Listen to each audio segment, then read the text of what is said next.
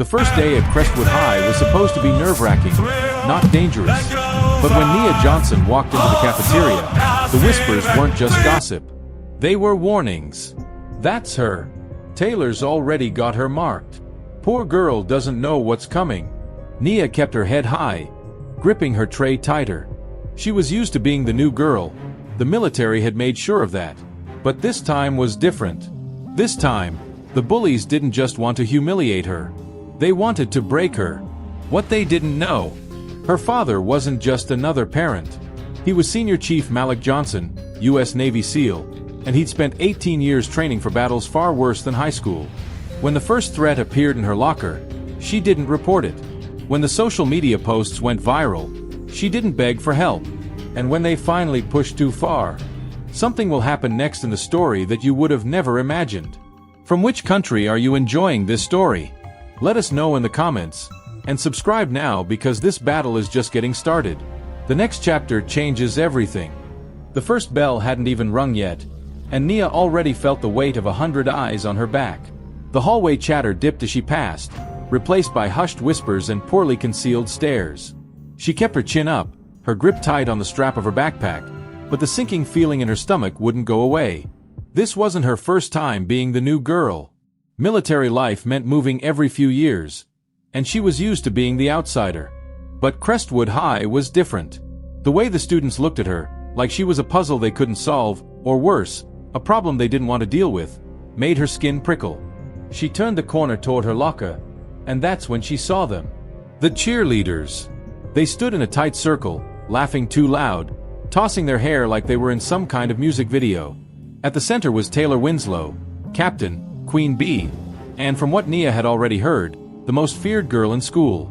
Taylor's eyes flicked toward Nia, and for a second, the laughter stopped. A slow smirk curled at the corner of her mouth. Nia looked away first. She found her locker, twisted the combination, and yanked it open. A folded piece of paper fluttered to the ground. She picked it up, unfolded it, and felt her stomach drop. Asterisk. Go back to where you came from. Asterisk. Her fingers trembled, just for a second, before she crumpled the note and shoved it into her pocket. She wouldn't let them see her react. She couldn't. Lunch was worse. The cafeteria was a minefield of judgmental glances and turned backs. Nia carried her tray toward an empty table, ignoring the way conversations died as she walked by. She sat alone, picking at her food, trying to make herself as small as possible. That's when the first French fry hit her in the back of the head. She didn't turn around. Another one landed in her hair. Snickers rippled through the nearby tables. Then, a voice, sweet, mocking, dripping with fake concern. Asterisk. Oops. Didn't see you there. Asterisk. Nia turned. Taylor stood a few feet away, holding a tray. Her friends clustered behind her like backup dancers. You're in my seat, Taylor said, tilting her head. Nia glanced at the empty table. Asterisk. There's no name on it. Asterisk. Taylor's smile didn't reach her eyes. Asterisk. There doesn't need to be. Asterisk. A beat of silence. The entire cafeteria was watching. Nia stood, grabbed her tray, and walked away. The laughter followed her out the door. By the time she got home, her hands were still shaking. She dropped her backpack on the floor and sank onto the couch, pressing the heels of her palms into her eyes. She wouldn't cry. She refused to cry. The front door opened, and heavy footsteps crossed the threshold. Asterisk. Hey, baby girl. Asterisk. Her father's voice was deep, steady, the same voice that had talked her through nightmares, through moves, through every hard moment of her life. She looked up. Senior Chief Malik Johnson stood in the doorway, still in his workout clothes, his dark eyes scanning her face. He didn't miss much. Asterisk. Rough day. Asterisk. He asked. Nia swallowed. Asterisk. Just the usual. Asterisk. He studied her for a long moment, then nodded. Asterisk. Dinner in 20. Go wash up. Asterisk. She knew he saw right through her, but he also knew when to push and when to let her come to him. As she headed upstairs, she heard the low rumble of his voice on the phone. Asterisk. Yeah. I need the school security footage from today. Asterisk. Her breath caught. He knew. And if there was one thing she knew about her father, it was this. When Malik Johnson stepped in, things changed. The next morning, Nia walked into school like nothing had happened. She ignored the whispers, the stares, the way Taylor and her friends smirked as she passed. She had just reached her locker when she heard it. Asterisk, Johnson. Principal's office. Now. Asterisk. A teacher stood in the hallway, arms crossed. Taylor's grin widened. Nia's stomach twisted. She followed the teacher down the hall, her mind racing. What had they done now? The principal's door was open. Inside, Taylor sat with her parents, their faces tight with irritation. And standing against the wall, arms crossed, expression unreadable. Her father. The air left Nia's lungs. This was why he hadn't pressed her last night. He hadn't needed to. He already had a plan. Nia's shoes squeaked against the polished linoleum as she entered the principal's office. The air smelled like cheap coffee and stale paperwork. Taylor sat perched on the edge of a chair, her mother's manicured hand resting on her shoulder like a badge of honor. Mr. Winslow, a broad-shouldered man with a Rolex that probably cost more than Nia's entire wardrobe, leaned back with the smug confidence of someone who thought money could bulldoze any problem. And then there was her father. Malik Johnson stood near the window, arms crossed, his posture relaxed but his eyes sharp. He didn't look at Nia when she walked in. He didn't have to. She knew that look, the quiet before the storm. Principal Higgins, a balding man with a tie that never seemed to sit straight, cleared his throat. Nia. Have a seat. She sat. We've had some concerns brought to our attention, Higgins said, folding his hands on the desk. Taylor's mother, blonde, Botox smooth, wearing a sweater that screamed country club, cut in. Our daughter has been harassed. Nia's fingers dug into her knees. Malik didn't move. Taylor feels threatened, Mrs. Winslow continued, her voice dripping with disdain. And frankly, we're not tolerating it. This kind of behavior is unacceptable at Crestwood. Nia opened her mouth, but her father spoke first. What behavior? His voice was calm. Too calm. Mr. Winslow scoffed. Are you serious? Your daughter has been. I asked, Malik said, slow and deliberate. What behavior? Silence. Taylor shifted in her seat. Principal Higgins coughed. Well, there have been reports of aggressive confrontations. Intimidation. Nia's nails bit into her palms. Malik turned his head, just slightly, toward Taylor. That true? Taylor's throat bobbed. She shoved me in the hall yesterday. A lie. A bold-faced lie. Nia's breath hitched. I didn't. And she's been spreading rumors, Taylor rushed on, eyes wide with fake hurt. Telling people I'm racist just because I didn't want her on the squad. Mrs. Winslow gasped, clutching her pearls. Asterisk racist. Asterisk that's disgusting. Nia's vision blurred. She could feel it, the trap closing around her. The way this always went. The rich girl's word against hers. Then Malik moved. Just a step forward. Just enough to make the Winslows stiffen. Funny, he said, voice still eerily level. Because I've got security footage that tells a different story. Taylor paled. Principal Higgins blinked. Excuse me. Malik reached into his pocket and pulled out his phone. With a few taps, the screen lit up with a video, clear as day. Taylor and her friends cornering Nia by the lockers. A hand shoving her. The slur hissed just loud enough for the camera to catch. The room went dead silent. Mrs. Winslow's mouth opened. Closed. Mr. Winslow's face darkened. Now hold on. No, Malik said. You hold on. He set the phone on the desk, the video still playing. Then he leaned forward, just enough to make the Winslows lean back. You want to talk about harassment? Let's talk. You want to talk about intimidation? Let's talk. His voice never rose. That was the scariest part. But you don't get to call my daughter a liar in front of me. Not ever. Taylor's breath came fast. Principal Higgins wiped his forehead. Mr. Johnson, I'm sure we can. Here's what's going to happen, Malik said, cutting him off. You're going to pull every piece of footage from the last week. You're going to see exactly who's been harassing who. And then, he looked at Taylor. We'll see who gets suspended. Taylor's mother shot to her feet. You can't threaten us. Malik smiled. It wasn't a nice smile. Ma'am, if I was threatening you, you'd know. The room froze. Then, a whimper. Taylor's hands shook in her lap. Tears welled in her eyes. Not the fake ones from before. Real ones. Fear. Nia stared at her father.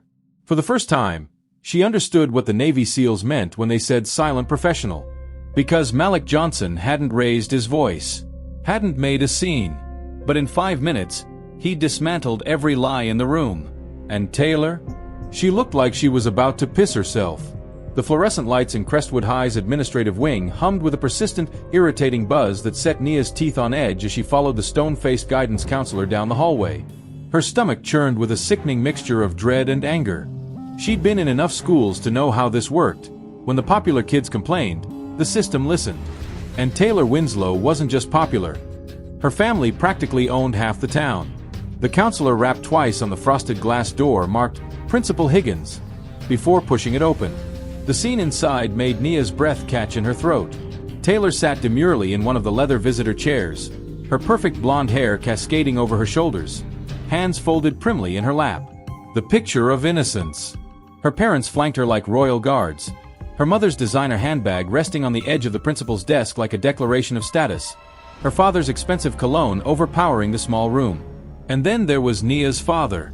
Senior Chief Malik Johnson stood at parade rest near the window, his muscular frame casting a long shadow across the institutional carpet.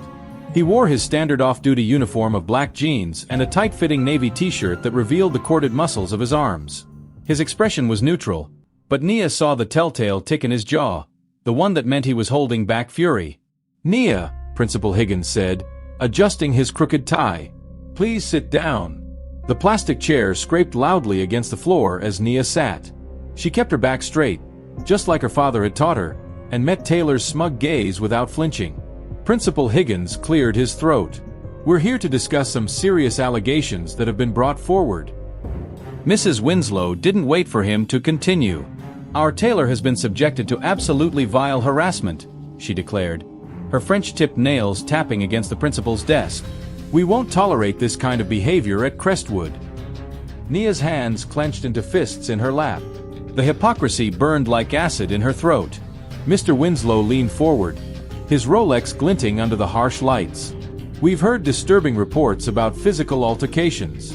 Threats. This young lady," he said, jerking his chin toward Nia, "needs to understand there are consequences for this sort of behavior." The room seemed to tilt. Nia opened her mouth to defend herself, but her father's voice cut through the tension like a knife. "What exactly are these allegations?" His tone was deceptively calm, but Nia recognized the danger in it. She'd heard that same measured cadence when he talked down an armed insurgent during their last deployment in Germany. Taylor sniffled dramatically, dabbing at dry eyes. "She's been so mean to me," she whispered, "pushing me in the halls, calling me names." Nia's blood boiled. "That's a lie." "See?" Mrs. Winslow snapped. "Aggressive. Combative." Principal Higgins held up his hands. "Now, let's all remain civil." Malik moved then. Just a slight shift of his weight, but it drew every eye in the room. He reached into his back pocket and withdrew his phone. Without a word, he tapped the screen a few times, then set it on the principal's desk. The video played clearly in the silent office. There was Taylor and her squad, cornering Nia by the lockers.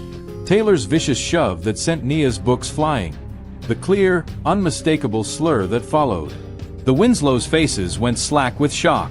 That's taken out of context." Mr. Winslow blustered. Malik didn't respond. He simply swiped to the next video. Taylor's friends dumping soda on Nia's backpack in the cafeteria. Then another, the vandalized locker. Then another, the threatening text messages. The evidence mounted with each silent video clip. Principal Higgins' face turned ashen. I wasn't aware." "Of course you weren't," Malik said, his voice still terrifyingly calm. "Because my daughter didn't complain. She's been through 3 deployments with me. She knows how to handle adversity. His dark eyes locked onto Taylor. But she shouldn't have to. Taylor shrank back in her chair, all her bravado gone. Mrs. Winslow rallied first. Even if there were some misunderstandings, that doesn't excuse. "Ma'am," Malik interrupted, his voice dropping to that deadly quiet tone that made even hardened Marines straighten up. "Are you really going to sit there and defend racial harassment?" The word hung in the air like a grenade with the pin pulled. Mr. Winslow shot to his feet. "Now see here." "No, you see here," Malik said, finally allowing a sliver of his anger to show. "I've got copies of every incident going back 2 weeks. Time-stamped. Unedited. Including the one where your daughter bragged about making sure Nia didn't make the cheer squad." His gaze swung to Principal Higgins. "How's that Title IX investigation going to look for your school?" The principal paled further. Taylor started crying in earnest now. Real tears of panic. "Daddy, I didn't mean." "Quiet," Mr. Winslow snapped, his mind clearly racing through damage control scenarios. He turned to Malik with a new, calculating expression.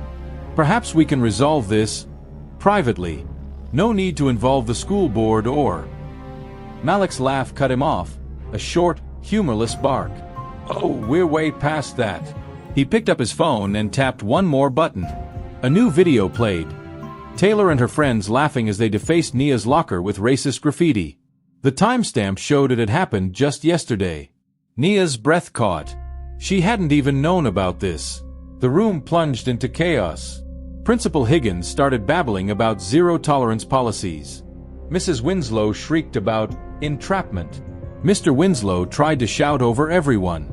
Through it all, Malik remained still as a statue, his eyes locked on Taylor. When the noise finally died down, he spoke just 2 words. "You'll move." The silence that followed was deafening. Taylor looked to her parents, but for the first time, they weren't rushing to her defense. The reality of the situation was sinking in. The videos were undeniable. The evidence was damning. And Malik Johnson wasn't some easily intimidated single parent they could bully into silence. Principal Higgins wiped sweat from his brow. I think some suspensions are in order. And mandatory sensitivity training for the students involved." Mrs. Winslow gasped. "You can't suspend Taylor. She's going to learn there are consequences for her actions," Malik finished. He turned to Nia, his expression softening slightly. "You okay?" Nia nodded, her throat too tight to speak. Malik reached into his pocket again and produced a business card, sliding it across the desk to Principal Higgins. "My JAG contact at Norfolk. She'll be expecting your call about implementing a proper anti-bullying program." Then he turned to the Winslows. "As for you folks, I'd suggest hiring a good lawyer." He paused, letting that sink in. The base legal team has already started compiling evidence for a civil rights lawsuit. Mr. Winslow's face turned an alarming shade of purple. "You can't be serious." Malik didn't blink. "Try me." He placed a gentle hand on Nia's shoulder. "Let's go home, baby girl." As they walked out, Nia chanced a glance back at Taylor. The girl who had made her life hell for weeks sat crumpled in her chair, mascara running down her face, her perfect world unraveling around her. And for the first time since starting at Crestwood High, Nia allowed herself to smile. The morning after the meeting in the principal's office, Crestwood High School buzzed with attention so thick it felt like the air before a thunderstorm. Nia walked through the front doors with her head high, her backpack slung over one shoulder, acutely aware of the whispers that trailed behind her like shadows. For the first time since she'd arrived at the school, people weren't just staring at her. They were staring past her, at the empty spaces where Taylor and her squad usually held court by the trophy case. They were absent. Suspended. The word spread through the halls like wildfire, carried by hushed voices and wide-eyed glances. Asterisk, did you hear? Taylor got benched for a week. Asterisk. Asterisk, not just Taylor, the whole squad. Asterisk. Asterisk, they say her dad tried to buy the principal off and it backfired. Asterisk. Nia kept her expression neutral as she navigated the crowded hallway, but her pulse hammered in her throat. This wasn't victory. Not yet. She knew how these things worked. People like the Winslows didn't stay down for long. Her locker was clean when she opened it. No notes. No slurs. Just her untouched textbooks and the small photo of her and her dad taped to the inside of the door. That's when she felt it. The shift. A freshman girl with braces and a nervous smile approached, clutching a notebook to her chest. Nia. Nia turned, bracing for another confrontation. I just wanted to say. The girl swallowed hard. I'm glad someone finally stood up to them. Before Nia could respond, the girl hurried away, disappearing into the stream of students. It was the first crack in the dam. #### the aftermath. By third period, the rumors had evolved into full-blown legends. Some said Nia's father had threatened to have Taylor arrested. Others whispered that he'd shown Principal Higgins military files, proving the Winslows were involved in some shady business dealings. The wildest version claimed Malik had pulled a gun during the meeting. Absurd. Her father would never be that sloppy. The truth was simpler, and somehow more terrifying in its quiet efficiency. Malik Johnson had outmaneuvered them. He'd documented everything. He'd anticipated every counter-move. And he'd made sure the school couldn't sweep it under the rug. #### the unexpected ally. At lunch, Nia hesitated outside the cafeteria, steeling herself for another lonely meal. But when she pushed through the doors, she found a surprise waiting at her usual table. Ethan Cole sat there, his long legs stretched out in front of him, a battered copy of The Art of War resting beside his tray. Ethan was Crestwood's enigma, a quiet junior who floated between social groups without ever really belonging to any of them. Rumor had it his mom was some hotshot lawyer in D.C., and his dad had died overseas when he was a kid. Nia had never spoken to him before. He looked up as she approached, his sharp green eyes assessing her with an intensity that made her pause. You're sitting here, right? Nia narrowed her eyes. Is this a joke? Ethan smirked and slid the book toward her. Open to a marked page. Asterisk, appear weak when you are strong, and strong when you are weak. Asterisk. Nia's breath caught. Sun Tzu. Her dad's favorite. Ethan leaned back. Your old man's got style. My mom's been texting me updates all morning. Apparently the school board's in full damage control mode. Nia slowly sat down. Your mom's on the school board? Worse. Ethan grinned. She's the lawyer your dad called at Norfolk. The pieces clicked into place. Nia stared at him. You're helping me? Ethan shrugged. Let's just say I've got a vested interest in watching entitled rich kids get taken down a peg. He nodded toward the cafeteria entrance. Speaking of which, Taylor stood in the doorway, her usual entourage noticeably absent. Her eyes locked onto Nia with a venom that could melt steel. But for the first time, Nia didn't look away. She smiled. And across the cafeteria, Taylor Winslow flinched. #### the counterattack. Taylor didn't stay quiet for long. By afternoon, a new rumor started spreading. One designed to undermine everything Nia had gained. Asterisk, did you hear? Nia's dad forced his way into that meeting. Total psycho. Asterisk. Asterisk, they say he threatened Taylor's family. Asterisk. Asterisk, I heard he's got a criminal record.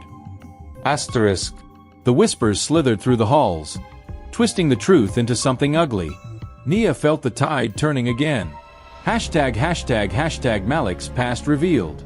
That evening, Nia found her father in the garage, methodically cleaning his service pistol at the workbench. He didn't look up as she entered, but his shoulders tensed slightly. They're talking about you, Nia said quietly. Malik's hands didn't pause. I figured they would. Nia hesitated. They're saying things about your service. That got his attention. He set the gun down carefully and turned to face her. What kind of things? That you got discharged. That you? She couldn't bring herself to say the worst of it. Malik studied her face for a long moment. Then he reached into his wallet and pulled out a worn photograph, sliding it across the workbench. Nia picked it up. It showed a younger Malik in uniform, standing with a group of similarly dressed men. They were all smiling, arms slung around each other's shoulders. See that man next to me? Malik pointed to a grinning redhead. Captain James Cole, Ethan's father. Nia's head snapped up. Malik's expression was grim. We served together. He saved my life in Fallujah. A pause. And I was with him when he died. The air left Nia's lungs. Malik took the photo back, his fingers brushing the image with something like reverence. The Winslows want to dig into my past? Fine. But they won't like what they find. Nia had seen that look on her father's face before. It was the look he got right before a storm. Hashtag the calm before. The next morning, a notice went up on the school bulletin board. Mandatory assembly, 1 p.m. All students must attend. No explanation. No details. Just those ominous words. Nia texted Ethan. Asterisk, you know what this is about? Asterisk. His reply came instantly. Asterisk, oh, you're gonna love this. Asterisk. As she walked to her next class, Nia noticed something strange. Teachers were pulling certain students out of lessons one by one. Not just anyone. The football team's starting lineup. The student council officers. The kids with last names that matched the town's wealthiest families. And Taylor Winslow. Whatever was coming, Crestwood High wouldn't be the same after today. The auditorium buzzed with nervous energy as students filed in for the mandatory assembly. Nia slipped into a seat near the back, her eyes scanning the crowd for Ethan. She spotted him near the front, leaning against the wall with his arms crossed, watching the stage with a knowing smirk. At exactly 1 p.m., Principal Higgins stepped up to the microphone, his face pale under the harsh stage lights. "Students," he began, his voice uncharacteristically shaky, "we have some important announcements today." A murmur rippled through the crowd. This wasn't the usual drug awareness or college prep speech. Something was different. The side door opened, and Nia's breath caught as her father walked in, not in his usual jeans and t-shirt, but in full navy dress blues, his medals gleaming under the lights. The room fell silent as he took the stage beside Principal Higgins. Then Nia saw the others filing in behind him. A stern-looking black woman in a sharp pantsuit, Ethan's mother, she guessed, 2 uniformed police officers, and Taylor. Her face was blotchy from crying, her designer clothes rumpled. She shuffled onto the stage like a prisoner heading to execution, flanked by her ashen-faced parents. Principal Higgins cleared his throat. "Over the past week, our school has failed one of its students in the worst possible way." The silence was absolute now. "We allowed racial harassment to occur unchecked," Higgins continued. "Worse, we ignored it when it was reported." Nia's hands trembled in her lap. This wasn't just about her anymore. The woman in the pantsuit stepped forward. "I'm Attorney Cole," she said, her voice carrying effortlessly through the room. "And as of this morning, Crestwood High is under federal investigation for civil rights violations." A collective gasp filled the auditorium. Attorney Cole didn't blink. "This isn't just about Nia Johnson. We've uncovered at least 17 documented cases of harassment that were ignored or covered up by this administration." She paused, letting that sink in. 17 students who came forward and were silenced. Nia's stomach lurched. She hadn't known. She'd thought she was alone. On stage, Taylor swayed slightly like she might faint. Then Malik stepped up to the mic. The room held its breath. He didn't raise his voice. He didn't need to. "I served 22 years in the Navy SEALs," he said simply. "Fought in 3 wars. Lost friends defending this country." His gaze swept over the students. "But nothing prepared me for the battle my daughter faced walking into this school." A freshman in the front row started crying. Malik continued. "When I brought evidence of harassment to Principal Higgins, do you know what he said?" A pause. "These things happen." The outrage was palpable. "That ends today." Malik turned to the Winslows. Mr. Winslow tried to bribe the school to ignore this, offered a donation to sweep it under the rug. Taylor's father lunged forward. "That's a damn lie."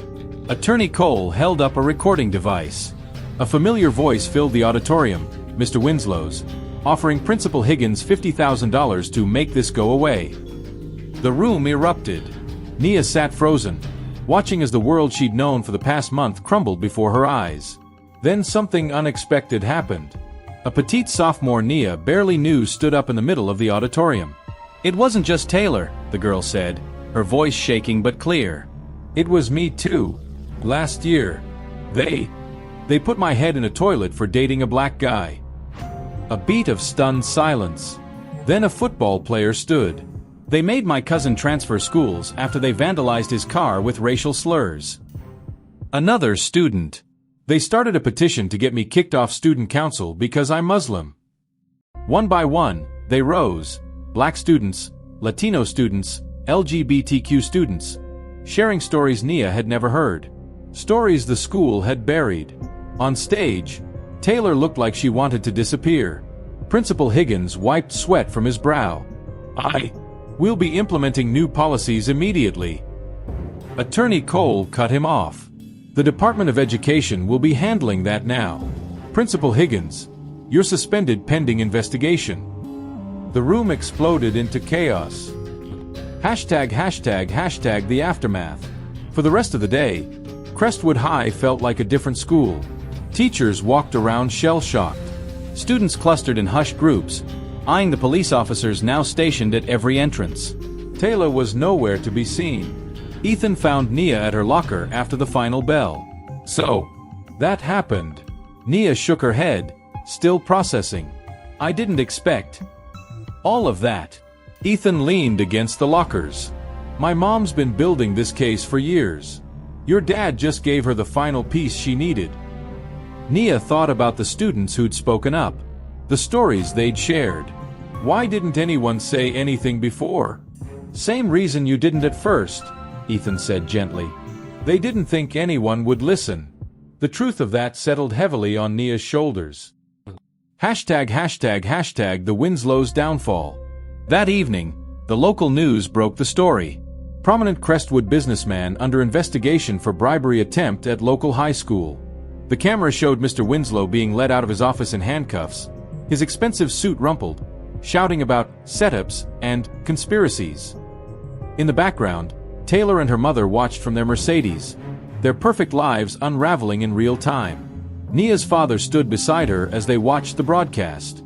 This isn't over yet, he warned. But for the first time since she'd started at Crestwood, Nia believed things might actually change. The morning after the assembly, Crestwood High School was swarmed with news vans. Reporters clustered at the entrance, microphones thrust forward as students arrived, shouting questions about the investigation. Nia slipped in through a side entrance, her stomach twisting as she caught snippets of conversation around her. Asterisk, did you see the Winslows on the news last night? Asterisk. Asterisk, I heard Taylor's dad might go to jail. Asterisk. Asterisk, they're saying the school board is getting completely replaced. Asterisk. The air in the halls felt different, charged with something Nia couldn't quite name. Students who had never spoken to her before nodded as she passed. A junior varsity football player held the door open for her. Small gestures, but they sent a clear message. We see you now. Ethan was waiting by her locker, his usual smirk replaced by something more serious. You ready for today? Nia frowned. What's today? Before he could answer, the morning announcements crackled to life. Asterisk, all students report to the auditorium immediately for a special follow-up assembly. This is not optional. Asterisk. #### the second assembly. The auditorium was packed, buzzing with nervous energy. Nia spotted teachers huddled in corners, whispering urgently. The school resource officer stood by the stage, arms crossed, watching the crowd with wary eyes. Principal Higgins' replacement, a tall black woman with close-cropped hair and a no-nonsense expression, stood at the podium. I'm Interim Principal Carter, she announced. And as of this morning, Crestwood High is under new management. A ripple of shock went through the room. She continued, the Department of Education has granted me full authority to clean house. That starts today. A projector screen descended behind her, displaying a list of names. These are the students who have come forward with reports of harassment over the past 48 hours, Principal Carter said. Their cases will be reviewed immediately. Any student found guilty of bullying, racism, or intimidation will face expulsion. The room erupted. Nia scanned the list. Dozens of names, some surprising, others expected. But one stood out.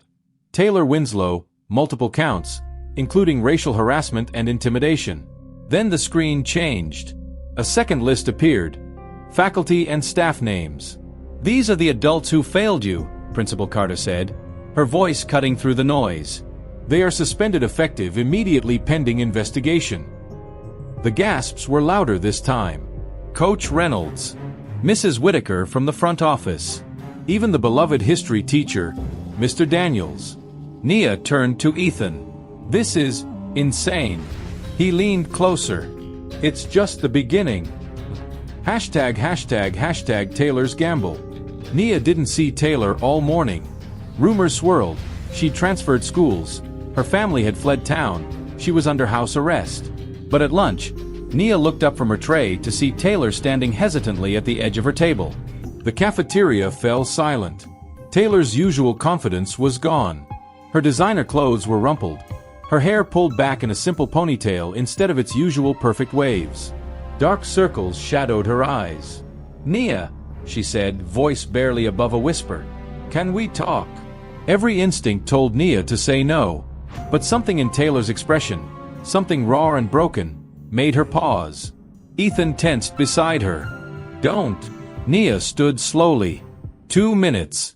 Outside. The whispers followed them as they stepped into the empty hallway. Taylor didn't waste time. "I'm sorry." Nia blinked. "What?" "I'm sorry," Taylor repeated, her voice cracking. "For everything. The locker. The notes. She swallowed hard. "The slur." Nia studied her face, looking for the lie. But Taylor's hands were shaking. "Why now?" Nia asked. Taylor's eyes filled with tears. "Because my dad's lawyer said it might help his case if I apologized." A bitter laugh escaped her.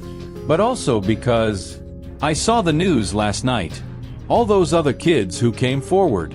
And I realized." She trailed off. "You realized you're not untouchable," Nia finished. Taylor nodded miserably. For a long moment, Nia just watched her. This girl who had made her life hell, now standing broken in front of her. Then she said the last thing she ever expected to say to Taylor Winslow. "I believe you." Taylor's head snapped up. "But an apology isn't enough," Nia continued. "You want to make this right? Help the other kids you bullied. Stand up at the next assembly and tell the truth." Taylor paled.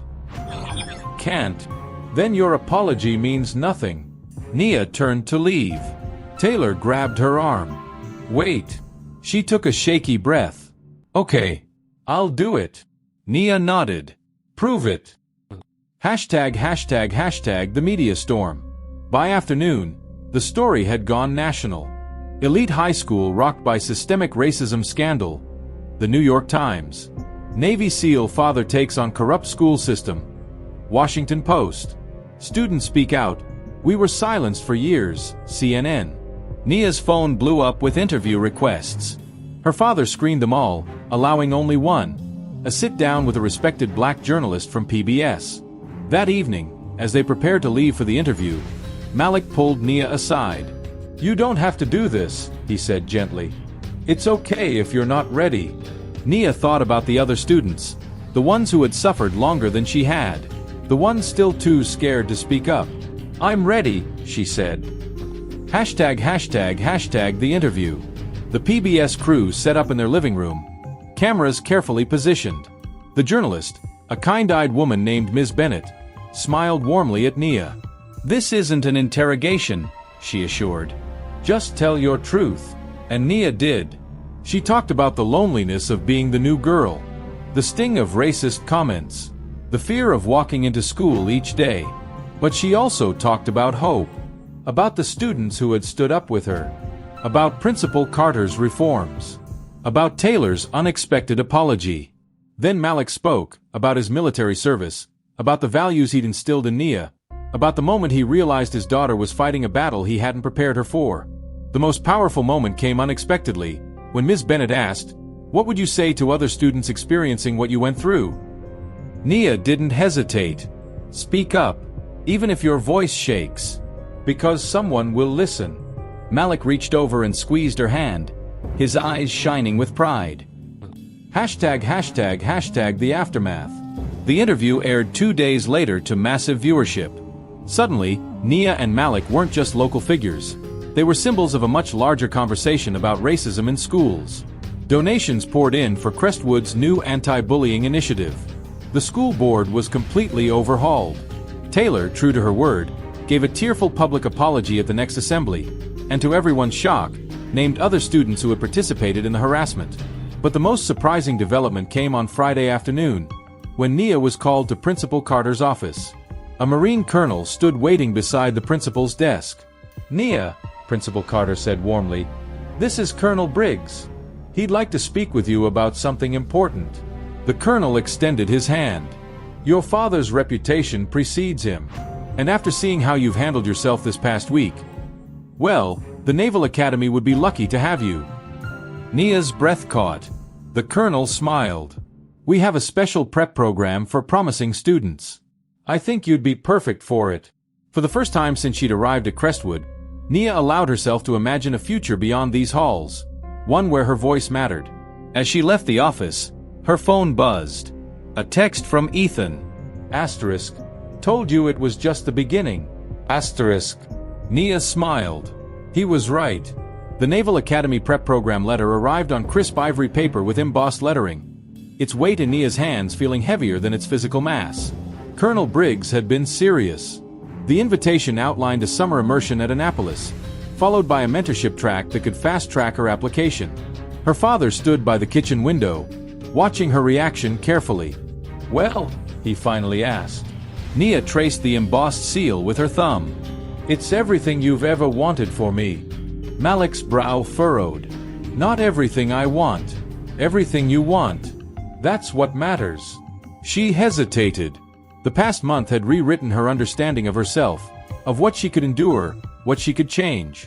But this was a door swinging open to a world she'd only ever seen through her father's stories. "I don't know if I'm ready," she admitted. Malik took the letter from her, setting it aside to grip her shoulders. "Nia, listen to me. Courage isn't the absence of fear. It's moving forward despite it. You've shown more of it in these last weeks than most do in a lifetime." A knock at the door interrupted them. Ethan stood on the porch, hands shoved in his pockets, looking uncharacteristically nervous. "Hey, you got a minute?" ### the unlikely alliance. Ethan's usual smirk was absent as he paced Nia's living room. "My mom got a call last night. From Taylor's lawyer." Nia stiffened. "What now?" "They suing us." "Opposite." Ethan pulled out his phone, showing a news alert. Winslow family donates $2 million to Crestwood diversity initiatives amid federal probe. Nia blinked. "What the hell?" "Taylor's idea, apparently." Ethan scrolled to an email. "She wants to meet with you. Says she's got a proposal." Malik crossed his arms. "You trust this?" Ethan shrugged. "I trust that her dad's desperate to stay out of prison. But Taylor, she's different since the assembly." Nia thought of the broken girl in the hallway, the shaky apology, the way Taylor had named names when no one expected her to. "Set up the meeting," she said. ### Taylor's Gambit. The coffee shop was neutral territory. Quiet, public, far from school. Taylor arrived early, hunched over a latte, her once perfect manicure now chipped and bare. She didn't look up as Nia sat down. "Before you say anything," Taylor began, voice raw, "I know you don't owe me anything, but I need you to hear this." She slid a folder across the table. Inside were screenshots, group chats Nia had never seen. Dozens of them. Taylor and her squad, yes, but also older students, alumni, even a few teachers. Pages of racist memes, planning sessions for pranks, screenshots of admin emails showing deliberate cover-ups. Nia's stomach turned. "Why are you showing me this?" "Because it's bigger than me. Bigger than you." Taylor finally met her eyes. "And I'm done being part of it." For the first time, Nia saw something in Taylor's face she recognized. The same look she'd worn walking into Crestwood that first day. Fear. Resolve. "What's your plan?" Nia asked. Taylor took a shaky breath. "The feds have most of this already. But there's a name that hasn't come up yet." She tapped one screenshot. A chat with someone listed only as alumni bro. Nia squinted. Who's that? Bradley Carson. Star quarterback 3 years ago. Now a state senator's aide. Taylor's fingers trembled. He's the one who taught us how to hide stuff from the admins. Who said the N-word first in our group chat to make it seem cool. Her voice dropped. And he's the reason Principal Higgins covered everything up. His dad golfs with the senator. The pieces clicked. Crestwood's problems weren't just high school drama. They were training grounds for something uglier in the adult world. Nia closed the folder. What do you want from me? Help me take him down. ####, the web widens. Ethan's mom reviewed the files that night in her home office, her expression growing grimmer with each page. This is bigger than a school scandal, she finally said. Bradley Carson's boss chairs the Education Budget Committee. If he's been protecting this kind of behavior. Malik leaned forward. It explains why Crestwood's complaints never went anywhere. Nia watched the adults exchange glances, that unspoken communication she'd seen her entire life, the moment when a mission shifted from reactive to offensive. Attorney Cole snapped her laptop shut. I'll take this to the DOJ. But Nia, she fixed her with a piercing look. You need to decide how deep you want to wade into this. It's about to get ugly. Ethan, silent until now, spoke up. She's not doing it alone. Nia felt something warm bloom in her chest. Malik studied the two of them, then nodded. Then we do this smart. #### the Naval Academy Shadow. The Annapolis orientation packet arrived with a schedule that made Nia's head spin. Physical assessments, leadership seminars, academic screenings. But it was the small print that caught her eye. Candidates will be evaluated on moral character and community impact. She laughed bitterly. Crestwood had certainly given her plenty of impact to discuss. Her phone buzzed with a text from an unknown number. * enjoy your academy invite while it lasts. You don't belong there either. * Nia's blood ran cold. She showed Malik, who immediately called Colonel Briggs. Within hours, the Naval Criminal Investigative Service was tracing the number. Bradley Carson's crowd? Nia guessed. Malik's jaw tightened. Or someone worse. #### the threat emerges. The next morning, Nia's locker had been vandalized again. Not with slurs this time. With a single, carefully stenciled symbol. A skull with a dagger through it. The same symbol Malik had described seeing on insurgent weapons in Iraq. Ethan pulled her away as the crowd gathered. That's no high school prank. Nia's hands shook. Someone's sending a message. But who? And how did they know her father's history? #### the past returns. Malik recognized the symbol immediately. His entire body went rigid when Nia showed him the photo. Where did you see this before? She pressed. He hesitated just a beat too long. Fallujah. 2004. Nia knew that pause. It meant there was more he wasn't saying. That night, she woke to hushed voices downstairs. Peering over the railing, she saw Malik in deep conversation with two men in civilian clothes who carried themselves like military. One handed him a file, the other said something about active investigation and domestic cells. Her father's response sent chills down her spine. If they're targeting my daughter, this just became personal. #### the choice. At school the next day, Taylor pulled Nia aside urgently. Bradley knows you have the files, she whispered. He's freaking out.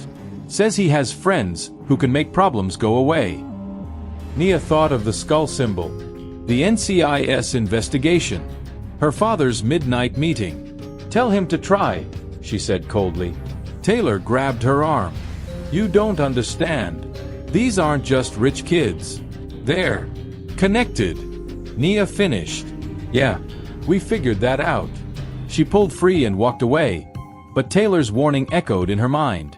This wasn't just about schoolyard bullies anymore. And the Naval Academy? It might be the safest place for her now. Nia woke to the sound of hushed voices downstairs. The digital clock on her nightstand glowed 4:17 a.m. in angry red numerals. She crept to her bedroom door, pressing her ear against the cool wood. Her father's voice was low but urgent. Confirmed it's the same group. They've been recruiting at military prep schools up and down the coast. A stranger responded, his tone gravelly. The Carson kid's just a foot soldier. His uncle runs security for. The floorboard creaked under Nia's weight. The conversation cut off abruptly. She yanked the door open. 3 men stood in her living room. Her father, Colonel Briggs, and a grizzled man with a scar bisecting his left eyebrow she'd never seen before. All 3 turned toward her. Malik's face tightened. "Nia, go back to bed." The scarred man smirked. "She's got your curiosity, Malik." He extended a hand toward Nia. "Marcus Webb. Your dad and I served together." Nia ignored the hand. "What's going on?" The colonel exchanged a glance with Malik, who gave a nearly imperceptible nod. "That symbol on your locker?" Colonel Briggs said quietly. "It belongs to a group called the Iron Dagger. Domestic terrorists with ties to white nationalist movements. They've been infiltrating military pipelines for years." Nia's mouth went dry. "And Bradley Carson is one of them?" Webb barked a laugh. "Kid's a wannabe. But his uncle..." He pulled out his phone, showing a photo of a middle-aged man in a suit shaking hands with a politician. "Daniel Carson. Runs private security for half the defense contractors on the eastern seaboard. And he's Iron Dagger's money man." The pieces clicked together with terrifying clarity. "This was never just about bullying," Nia whispered. Malik's jaw flexed.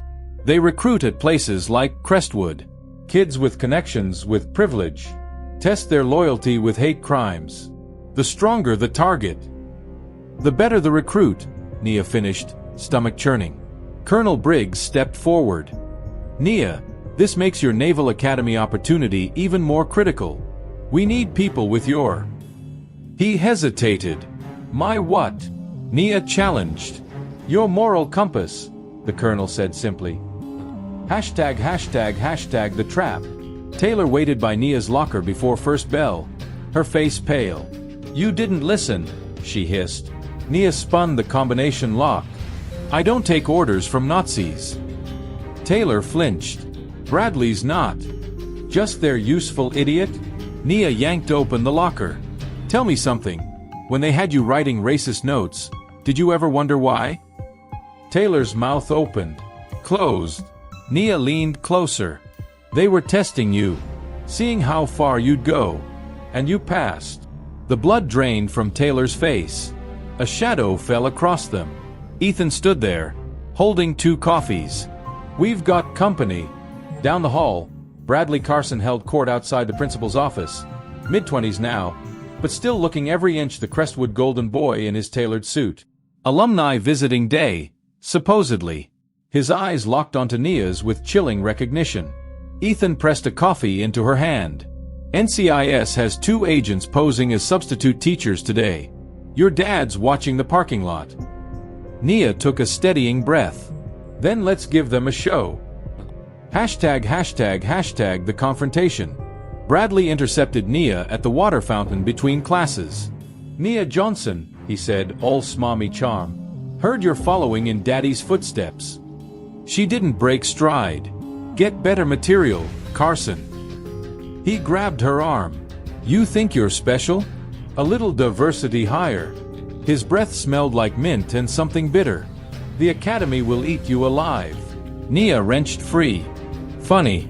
Colonel Briggs said they're purging your kind this year."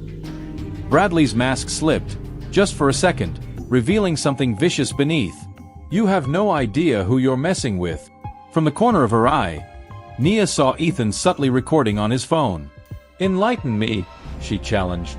Bradley leaned in, his lips nearly brushing her ear. "That symbol on your locker? That wasn't for you." His smile turned feral. "It was for your father." Ice flooded Nia's veins. Then the bell rang, and Bradley sauntered away, tossing over his shoulder. "Give Daddy my regards." #### the revelation. Malik went utterly still when Nia relayed the message. They sat in a nondescript government sedan with Colonel Briggs and Webb, parked 3 blocks from school. Webb let out a low whistle. This just became a whole different ballgame. The colonel pinched the bridge of his nose. "Malik, tell me you didn't." "Fallujah," Malik interrupted, his voice hollow. 2004. We uncovered an arms pipeline, American contractors supplying insurgents. Daniel Carson was our prime suspect. Nia's breath caught. What happened? Her father's hands clenched. Mission went sideways. Evidence disappeared. Carson walked. His eyes met Webb's. And 2 weeks later, our interpreter's family was slaughtered. That symbol was carved into the walls. The air left Nia's lungs. Colonel Briggs exhaled sharply. So this is revenge? No, Malik said softly. This is a recruitment pitch. They're showing Bradley how deep their reach goes. Nia's phone buzzed. A text from Ethan. Asterisk Taylor's missing. Last seen getting into Bradley's car. Asterisk. Hashtag the rescue. They found Taylor's phone abandoned behind the football field. Still recording. Bradley's voice came through clear as day. Asterisk. Just need you to send one message. Prove you're still loyal. Asterisk. Taylor's response was shaky. Asterisk. I'm not doing anything else for you. Asterisk. A slap. A whimper. Then Bradley again. Asterisk. You'll do exactly what I say, or your daddy loses that fancy law firm of his. Understand. Asterisk. The recording cut off there. Webb cracked his knuckles. I'll take the east side. Malik was already moving. Nia with the colonel. She planted her feet. No. Taylor wouldn't be in this mess if not for me. Her father's expression darkened. This isn't. I'm not asking permission, Nia said, meeting his gaze squarely. You taught me to finish what I start. For a long moment, Malik searched her face. Then he nodded once. Stay behind me. Hashtag the showdown. The old boathouse by Crestwood Lake had been abandoned for years. The perfect place for secrets. Malik and Webb approached silently from the water while Nia and the colonel moved in from the woods. Through grimy windows, Nia saw Bradley pacing, his phone to his ear.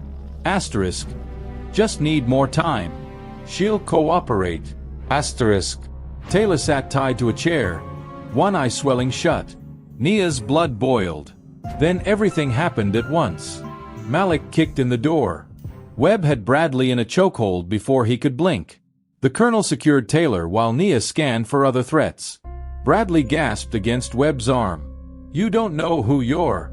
Malik grabbed him by the throat. Tell your uncle this was a mistake. Taylor sobbed as Nia cut her bonds. I didn't. I just wanted to. I know, Nia said quietly.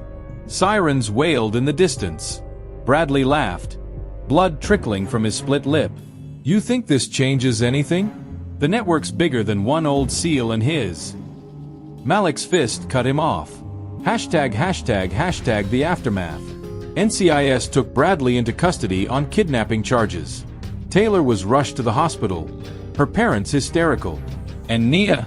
She sat on the hood of the colonel's car, watching the sunrise paint the lake gold.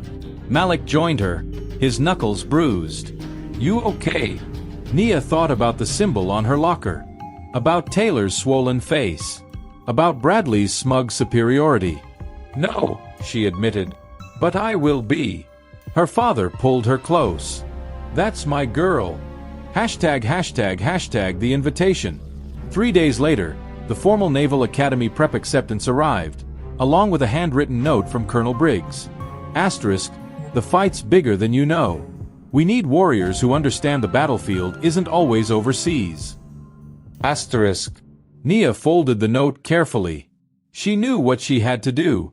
The courtroom buzzed with tension as Nia took her seat beside her father. The air smelled of old wood and stale coffee, the weight of the proceedings pressing down like a physical force. Across the aisle, Bradley Carson sat with his expensive lawyer, his smirk firmly in place despite the handcuffs around his wrists. Taylor Winslow was already on the witness stand, her hands shaking as she adjusted the microphone. The bruises around her eye had faded to a sickly yellow, but the fear in her gaze was fresh. Miss Winslow, the prosecutor began gently, can you tell us what happened at the boathouse? Taylor's voice was barely audible at first, but it grew stronger as she spoke. She detailed Bradley's threats, his admission of ties to the Iron Dagger, his casual cruelty. Then came the bombshell. He said his uncle had people everywhere, Taylor whispered. That they'd been watching Nia's family for years. Waiting for revenge. A murmur rippled through the courtroom. Malik went rigid beside Nia. The prosecutor approached the bench with a flash drive. Your Honor, we'd like to enter into evidence these text messages between the defendant and his uncle. The judge nodded, and the screens in the courtroom lit up with damning exchanges. Bradley, she won't back down. Asterisk uncle. Then we escalate. Remember Fallujah. Asterisk. Bradley. The seal? Uncle. Time he learned you don't cross us and live. Nia's stomach turned. This wasn't just bullying anymore. It was a death threat. #### the web unravels. The trial made national headlines. White supremacist ties uncovered in elite school scandal. The Washington Post. Navy SEAL's daughter at center of domestic terror case. CNN. How a high school bullying case exposed a hate network. The New York Times. With Taylor's testimony and the text messages, the FBI raided Daniel Carson's Virginia estate. What they found sent shockwaves through law enforcement. A cache of illegal weapons. Detailed dossiers on dozens of military families. A list of targets that included Nia and Malik's names. But most chilling of all was the map of Annapolis with dates circled, the same week as Nia's Naval Academy orientation. #### the decision. Nia sat at the kitchen table, the acceptance letter in front of her, the news playing footage of Daniel Carson's perp walk in the background. You don't have to go, Malik said quietly. After everything. That's exactly why I have to go, Nia interrupted. She met her father's gaze squarely. They want to scare me away? Fine. Let them try. Malik studied her for a long moment before nodding slowly. Then we do this smart. He pulled out his phone and dialed a number from memory. Web. It's time. #### the Iron Daggers move. Orientation week at Annapolis dawned bright and clear, the Chesapeake Bay glittering under the July sun. Nia stood at attention with the other candidates, her uniform crisp, her back straight. Colonel Briggs paced the line, his gaze sharp. Look to your left. Now to your right. The person beside you might save your life one day. Nia glanced sideways and nearly gasped. Ethan stood 2 spots down, winking at her when the colonel wasn't looking. How had he? Then she saw her. Taylor Winslow, her blonde hair pulled into a regulation bun, standing rigid at the end of the line. The colonel followed Nia's gaze. Some of your classmates made unusual applications this year. He paused meaningfully. The academy values redemption almost as much as courage. Taylor didn't meet Nia's eyes, but her shoulders were squared with new determination. #### the trap sprung. The attack came on the 3rd night. Nia was returning from the library when a hand clamped over her mouth, dragging her into the shadows between buildings. Hello, little seal, a man's voice hissed in her ear. His breath reeked of whiskey and cigarettes. Danny sends his regards. She reacted on instinct, driving her elbow back into his ribs, stomping on his instep like her father had taught her. The man grunted but didn't loosen his grip. Then, crack. The man collapsed like a puppet with its strings cut. Taylor stood behind him, a metal baton in her hand, her face pale but determined. I told them I'd get you alone, she panted. Nia stared. You? FBI informant, Taylor whispered, pulling Nia to her feet. They flipped me after the trial. There are more of them on campus. We need to move. Shouts echoed across the quad. Flashlight beams cut through the dark. Taylor shoved Nia toward the lights. Go. I'll cover you. For a split second, Nia hesitated. Then she grabbed Taylor's wrist. We go. #### the reckoning. Chaos erupted across the academy grounds. NCIS agents swarmed the campus, rounding up 6 Iron Dagger associates who'd infiltrated as maintenance staff. The man who'd grabbed Nia, a disgraced former Marine named Riker, was found unconscious by the docks, his ankle broken from Taylor's well-placed strike. In the aftermath, Nia sat in the commandant's office with Malik, Colonel Briggs, and a stern-faced woman from the FBI. You two took a hell of a risk, the FBI agent said, eyeing Taylor, who sat stiffly in her chair. Taylor lifted her chin. It was the least I could do. Nia studied her. The girl who'd once made her life hell, now bruised and exhausted from saving it. Somewhere along the way, the script had flipped. ####, the new battle lines. At dawn, Nia found Ethan waiting outside her dorm. Knew you'd be up, he said, tossing her an apple. Couldn't sleep. Nia caught it, turning the fruit over in her hands. They'll keep coming, won't they? Ethan's smile faded. Yeah, but now you've got the whole damn Navy at your back. Somewhere on the quad, a bell began to ring. Nia took a deep breath and stepped into the light. The first month at the Naval Academy passed in a blur of grueling drills, late-night study sessions, and whispered conversations about the Iron Dagger arrests. Nia moved through her days with single-minded focus, but the nights were harder. Every shadow in her dorm room seemed to shift with unseen threats. Taylor Winslow, against all odds, had become something approximating a friend. Or at least, the closest thing to one Nia had at Annapolis. They sat across from each other in the mess hall one rainy Tuesday morning, picking at rubbery scrambled eggs. Taylor's once perfect posture had taken on a military stiffness, her nails clipped short, her blonde hair pulled into a no-nonsense bun. "You're staring," Taylor muttered, not looking up from her coffee. Nia shook herself, just wondering how long it takes for the academy to break a person. Taylor's lips twitched. Longer than a month, apparently. A comfortable silence settled between them. Then the doors burst open. Every cadet in the mess hall snapped to attention as Colonel Briggs strode in, his face grim. Behind him trailed two men in dark suits and a woman in military dress blues. A Navy captain, judging by the insignia. "Nia," the colonel barked. "My office. Now." ###, the secret meeting. Colonel Briggs' office was cramped, the walls lined with maps and framed commendations. The woman in dress blues stood by the window, her sharp gaze assessing Nia with an intensity that made her spine straighten. "Nia Johnson," the woman said. "I'm Captain Elise Vance. Your father speaks highly of you." Nia's pulse jumped. "You know my dad? SEAL Team 6, 2008. Captain Vance exchanged a glance with the suits. "We have a situation." One of the suits, a man with a razor-part haircut and ice blue eyes, leaned forward. "Daniel Carson's trial starts next week. We have reason to believe the Iron Dagger plans to disrupt it." The other suit, a woman with a scar tracing her jawline, slid a photo across the desk. "This man was spotted in Annapolis yesterday." Nia's breath caught. The man in the photo was older, his face weathered, but she'd recognize those eyes anywhere, the same cold stare as Bradley's. "Daniel Carson's brother," Captain Vance confirmed. "And the Iron Dagger's chief enforcer." Nia's hands curled into fists. "What does this have to do with me?" Colonel Briggs sighed.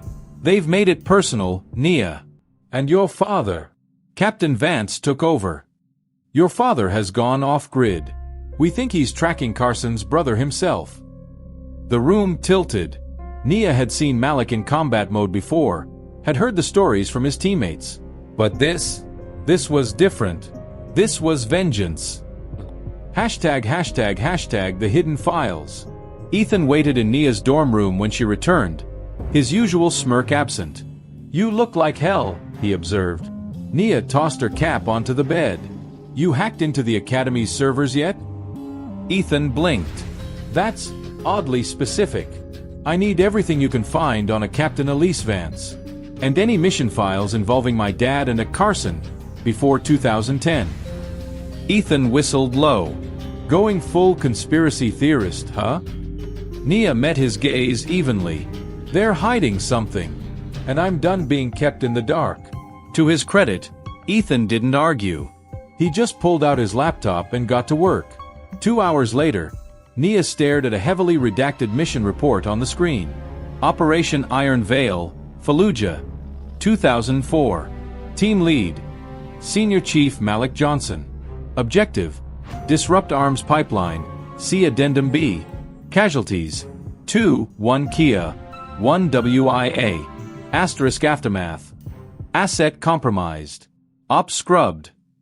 Asterisk. The last line sent chills down her spine. Asterisk note.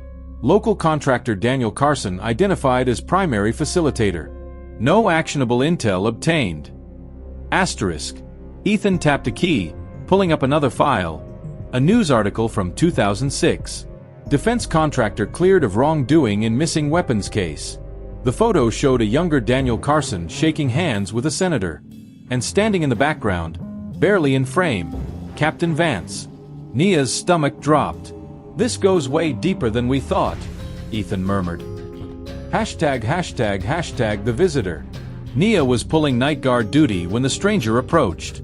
She'd been posted at Bancroft Hall's east entrance. The rhythmic tap of rain on the awning the only sound in the quiet darkness. Then, footsteps. A man emerged from the shadows, his face obscured by a hood. Nia's hand went to her radio, but the man spoke first. "Your father sent me." His voice was rough, accented, Middle Eastern, maybe. He pushed back his hood, revealing a face lined with scars. One eye was milky white, blinded. Nia's breath caught. "Who are you?" "Name's Rafiq." The man glanced around nervously. "I was your father's interpreter in Fallujah." The pieces clicked. The Kia, from the mission report. This man had been the WIA. The wounded. Nia's grip on the radio tightened. "Prove it." Rafiq rolled up his sleeve, revealing a tattoo, a trident with Malik's initials beneath it. The SEAL team insignia. "He saved my life," Rafiq said softly. "Now I'm returning the favor." He pressed a flash drive into Nia's hand. "Everything they don't want you to see." Then he was gone, disappearing into the rain as quickly as he'd come. #### the truth uncovered. The flash drive contained 3 files. 1. Unredacted mission reports detailing Daniel Carson's arms deals with insurgents, and the Pentagon's deliberate cover-up. 2. Security footage from the night of the compromised operation, showing Captain Vance meeting with Carson. 3. A death certificate for Rafiq's family, all 6 of them, dated 2 days after the mission was scrubbed. Nia's hands shook as she pieced it together. Malik's team had uncovered Carson's treason. Someone high up had buried it, and innocent people had died to keep the secret. Ethan exhaled sharply. "This is bigger than us," Nia finished. A knock at the door made them both jump. Taylor stood in the doorway, her face pale. "You need to see this." She handed Nia her phone. A news alert. Breaking. Key witness in domestic terror case missing. The article named Rafiq. Nia's blood ran cold. ### the trap. Nia found Captain Vance in the commandant's office, her back to the door as she reviewed files. "You wanted the truth?" Nia said, stepping inside. "Here it is." She tossed the flash drive onto the desk. Captain Vance turned slowly. "I assume you've seen what's on there." No denial. No surprise. Nia's stomach twisted. "You helped cover up war crimes." "Politics," Vance corrected coolly. Daniel Carson had friends in high places. Still does. She picked up the flash drive. "You think this changes anything?" The Iron Dagger has infiltrated every branch of the military. The government. They've been planting people for decades. Nia took a step back. "You're one of them." Vance smiled. A thin, humorless stretch of lips. "I'm a pragmatist. The Carsons win because they play the long game." Her gaze sharpened. "You could too. With your skills. Your father's reputation? They'd welcome you." The offer hung in the air like poison. Nia thought of Rafiq's family, of Taylor's bruised face, of every kid at Crestwood who'd been taught they didn't belong. Her answer was simple. "No." Vance sighed. "Pity." Her hand moved toward her desk drawer. The door burst open. Taylor stood there, Colonel Briggs behind her, his sidearm drawn. "It's over, Elise," the colonel said quietly. Vance's smile never wavered as she raised her hands. "You have no idea what you've just started." #### the aftermath. They arrested Captain Vance that night. Rafiq was found 3 days later in a safe house Malik had arranged. And Nia? She stood at attention in the commandant's office, facing a board of stern-faced officers. Colonel Briggs cleared his throat. "Given the circumstances, your actions, while reckless, were justified." Nia didn't relax. And Captain Vance? Being handled at the highest levels. The colonel's gaze hardened. This fight isn't over, Nia. But you've struck the first real blow. As she left the office, Nia found Taylor waiting outside. You okay?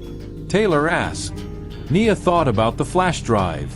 About Vance's smug certainty. About how deep the rot truly went. No, she admitted. But I will be. Somewhere out there, her father was still hunting. And Nia? She had an academy to conquer. The knock came at 0300 hours. 3 sharp raps that jolted Nia from sleep. She rolled out of bed, her hand instinctively reaching for the combat knife she kept beneath her pillow. Identify, she called, her voice low but firm. A pause. Then, open the damn door, Nia. Her father's voice. She nearly dropped the knife in her haste to unlock the door. Malik stood in the hallway, his face shadowed with stubble, his clothes rumpled like he'd been traveling for days. A fresh scar traced his temple, barely healed. Nia yanked him inside, her heart hammering. You're supposed to be off-grid. Malik's gaze swept the room, checking exits, threats, before landing back on her. We don't have much time. He moved to her desk, pulling a small device from his pocket, a signal jammer, she realized, and activated it before plugging a flash drive into her laptop. The screen flickered to life with a video feed. Daniel Carson sat in what looked like a prison visitation room, speaking urgently to a man whose face was blurred. The girl is the key, Carson hissed. Asterisk, Johnson's weak spot. You get her, you get him. Asterisk. The blurred figure responded, his voice mechanically distorted. Asterisk, the Academy event. We'll make it look like an accident. Asterisk. Nia's blood turned to ice.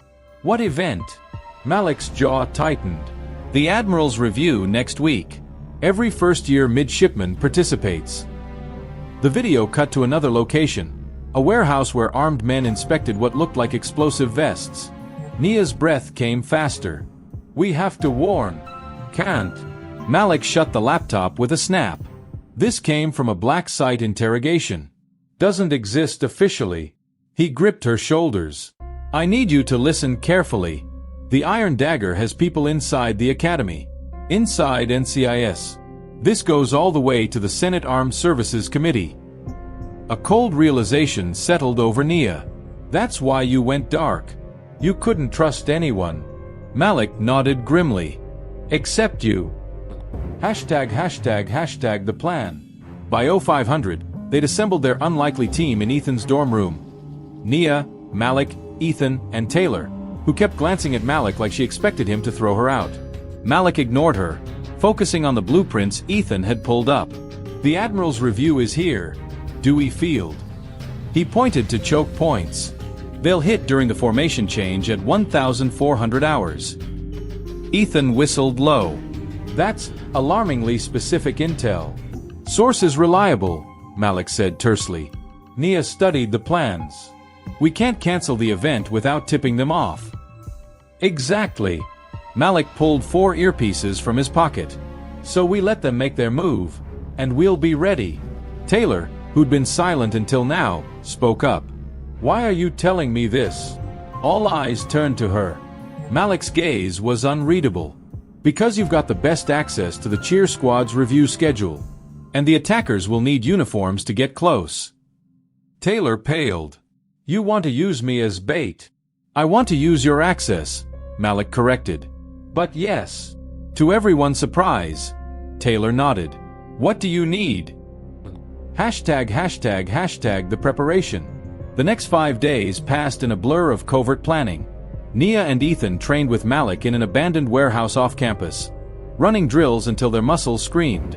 Taylor provided schedules, uniform patterns, and, most crucially, overheard gossip from the cheer squad about special guests who'd be attending the review.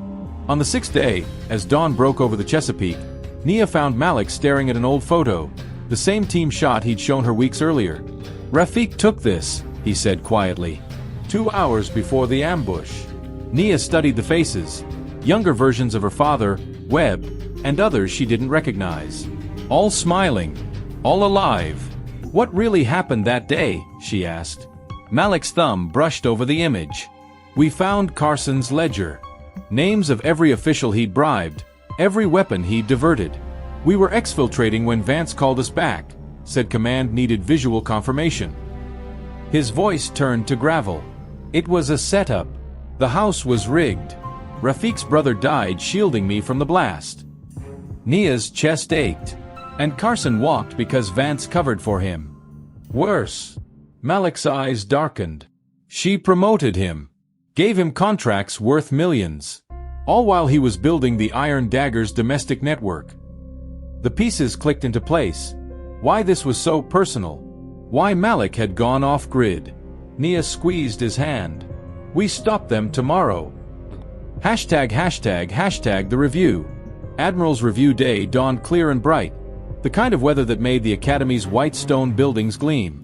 Nia stood at attention in her dress whites, the sun warm on her face, the weight of the concealed earpiece barely noticeable. Around her, the entire first-year class formed perfect lines on Dewey Field, a sea of crisp uniforms and serious faces. In her ear, Ethan's voice crackled. Cheer squads in position. Taylor says 3 new assistant coaches showed up this morning. Malik's response was clipped. Confirmed hostiles. Weapons check. Negative. They'll smuggle them in with the equipment carts. Nia's pulse jumped. The plan was simple. Let the attackers reveal themselves, then neutralize them before they could strike.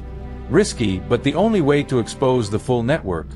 The Admiral began his inspection, moving slowly down the lines. Nia counted seconds in her head. Movement north side, Malik warned. 2 carts approaching. Nia, you've got eyes. She risked a glance. 2 maintenance workers pushed equipment carts toward the field's edge. Nothing unusual, except for the way their eyes kept darting toward the Admiral. The formation shifted, blocking Nia's view. Ethan, status? She whispered. Static. They've jammed local signals. Nia, abort. The transmission cut out. A second later, the first explosion rocked the field. The attack. Chaos erupted. Smoke billowed from the north bleachers. Screams filled the air as cadets scattered. Through the haze, Nia saw the maintenance workers pulling weapons from the carts. She moved on instinct, tackling a freshman out of the line of fire as bullets peppered the ground where he'd stood. No earpiece. No backup. Just like Fallujah. The thought chilled her. This was exactly how her father's team had been ambushed. Then she spotted him, Malik, crouched behind an equipment shed, signaling urgently. West flank. 2 shooters. Nia nodded, grabbing a fallen radio from a stunned officer. All units. Active shooter west flank. Repeat, west. A hand yanked her behind the shed. Taylor, her cheer uniform torn, pressed a pistol into Nia's hand. They've got the Admiral. Nia's blood ran cold. Where? Taylor pointed toward the mess hall. They're using him as a shield to get to the armory. Of course. This wasn't just an attack, it was a weapons grab. Malik appeared beside them, his face set in grim lines. New plan. You 2 create a diversion. I'll get the Admiral. Nia grabbed his arm. No, we get him. Together. For a heartbeat, Malik hesitated. Then he nodded. Move out. The rescue. The mess hall was eerily quiet, the usual clamor replaced by the tense murmurs of hostages. Through the kitchen window, Nia counted 4 gunmen, 3 guarding the doors, 1 holding a pistol to the Admiral's head. Taylor's breath was warm against Nia's ear. There's a service entrance behind the freezers. Malik checked his weapon. Distraction first. Nia knew what to do. She grabbed a metal tray and hurled it down the hallway. The clatter brought 2 gunmen running, right into Malik's ambush. The takedowns were swift, silent. Nia and Taylor secured their weapons while Malik moved toward the kitchen. Then everything went wrong. A 3rd gunman appeared, his rifle raised. Taylor didn't hesitate. She fired twice, dropping him where he stood. The sound echoed like thunder. In the kitchen, The remaining attacker spun, his gun swinging toward the noise. Nia shot first. The Admiral stumbled free as his captor collapsed. Outside, sirens wailed, reinforcements arriving too late. Malik checked the downed gunman, his expression darkening as he pulled back one sleeve. The tattoo was unmistakable, a skull with a dagger through it. Iron Dagger. #### the aftermath. The official report called it a terrorist incident, naming no groups, acknowledging no conspiracy. But in the quiet of the commandant's office that night, the truth came out. "You've exposed a cancer," the Admiral told Nia and Malik, his hand still shaking slightly. "But this fight's far from over." Malik nodded. "We know." Outside, the first stars appeared over the Chesapeake. Nia thought of the attack, of the lives saved, of the long road ahead. She turned to her father. "Where do we start?" Malik's smile was all sharp edges. "At the top." The Senate hearing room buzzed with tension as Nia adjusted her dress blues, the stiff collar chafing against her throat. 6 weeks had passed since the Academy attack. 6 weeks of hushed meetings, buried evidence, and mounting frustration. Today that ended. Malik sat beside her, his posture deceptively relaxed, but Nia saw the tension in his jaw. Across the aisle, Daniel Carson smirked from the defendant's table, his expensive lawyer murmuring in his ear. At the witness table, Taylor Winslow clenched her hands, her face pale under the harsh lights. Senator Richard Vaughn, chairman of the Armed Services Committee, gavelled the room to order. "This hearing will come to order. We are here to investigate the alleged ties between defense contractor Daniel Carson and the domestic terror group known as the Iron Dagger." Nia's earpiece crackled, Ethan's voice, monitoring the feeds from the press booth. "We've got a problem. Vaughn's chief of staff just received a text. Stand by for extraction." Nia's pulse spiked. She tapped her pen twice, their prearranged signal to Malik. His eyes flicked to Vaughn. The senator was sweating. ###the trap springs. "Taylor was the first to testify. I joined the Iron Dagger my freshman year at Crestwood," she said, her voice steady despite her shaking hands. "Bradley Carson recruited me. He said it was just a patriot group." She described the hazing rituals, the racist indoctrination, the way members were pressured to infiltrate military and government institutions. Then she dropped the bombshell.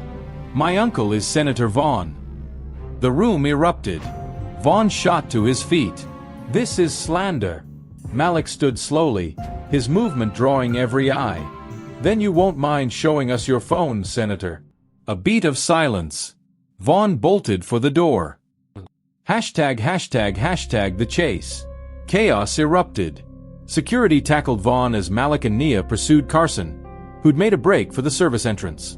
Nia sprinted down the marble hallway, her dress shoes slipping on the polished floors. Carson rounded a corner, right into Ethan's waiting tackle. The laptop he'd been carrying skidded across the floor, screen flashing with an open file. Operation Silent Shield. Nia's breath caught. It was a kill list. Dozens of names, including hers, Malik's, Taylor's, and half the Naval Academy's leadership. Ethan whistled. "Well, that's damning." ###the confrontation. They found Vaughn in a holding room, his tailored suit rumpled, his arrogance crumbling. "You don't understand," he hissed. "The Dagger has people everywhere. They'll kill me for talking." Malik leaned in. "Then talk first." What Vaughn revealed was worse than they'd imagined. The Iron Dagger wasn't just a hate group, it was a shadow government.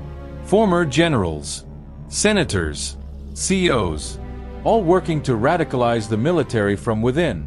And their endgame? A coup, Vaughn whispered, planned for the next national crisis. Nia's stomach turned. "How long do we have?" Vaughn checked his watch.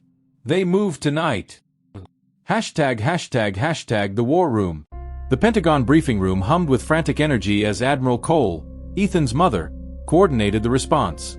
"We have 3 hours until the president's address," she said, pointing to a map of DC intel suggests they'll strike during his speech. Nia studied the plans.